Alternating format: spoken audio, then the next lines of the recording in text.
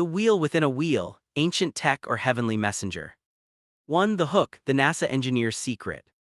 In 1974, a top NASA engineer named Joseph Blumrich set out to prove a popular book wrong. He wanted to debunk the idea that the Bible described a spaceship. But as he used his aerospace expertise to analyze the 2,500-year-old text of the Prophet Ezekiel, something terrifying happened. He didn't disprove it. He ended up patenting a new type of multidirectional wheel based on the description. Today, we're deconstructing the wheel within a wheel. Was it a mystical vision of God's throne or a detailed technical manual for a craft that shouldn't have existed in 600 BC? Put on your tinfoil hats or your lab coats because the truth is stranger than fiction. 2. The description, the bronze craft. Ezekiel didn't have words for titanium, propulsion, or landing gear.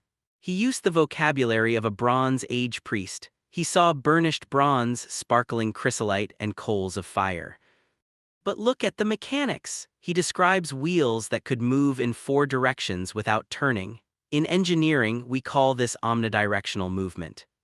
How did a man living in a mud-brick civilization describe the exact physics required for a vertical takeoff and landing VTOL craft? Was it a hallucination or a hardware report? 3. The BLUMRACH analysis, a NASA patent. This is where it gets weird. Joseph Blumrich was the chief of NASA's systems layout branch. He helped build the Saturn V rocket. He was a serious guy. When he read Ezekiel's description of the living creatures with straight feet that sparkled like bronze, he realized they sounded exactly like landing legs with shock absorbers. Blumrich was so convinced by the technical feasibility of the design that he wrote the book The Spaceships of Ezekiel. He proved that the glory of the Lord had the exact aerodynamic properties of a heavy-lift spacecraft entering the atmosphere. 4. The sacred skeptic, the throne chariot.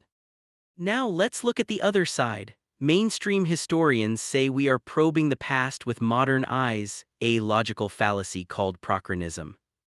To an ancient Israelite, the wheel wasn't a UFO, it was the Merkaba, the throne chariot of God. In ancient Near Eastern art, kings were often shown on chariots with wheels full of eyes, symbolizing that the king sees everything in his empire. Was the wheel within a wheel just a poetic way to say God is everywhere at once? Or did the ancients use eyes to describe what we would call sensors or cameras?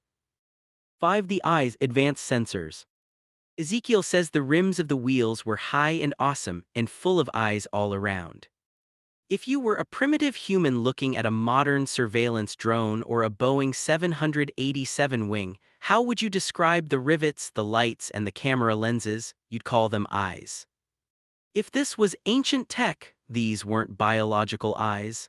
They were an advanced sensory array allowing the craft to navigate the dusty terrain of the Middle East without human pilots. 6. Conclusion, the choice. So, what are we looking at? A spiritual metaphor for the omnipresence of the divine, or a 2,600-year-old encounter with a technology that NASA is only now beginning to master?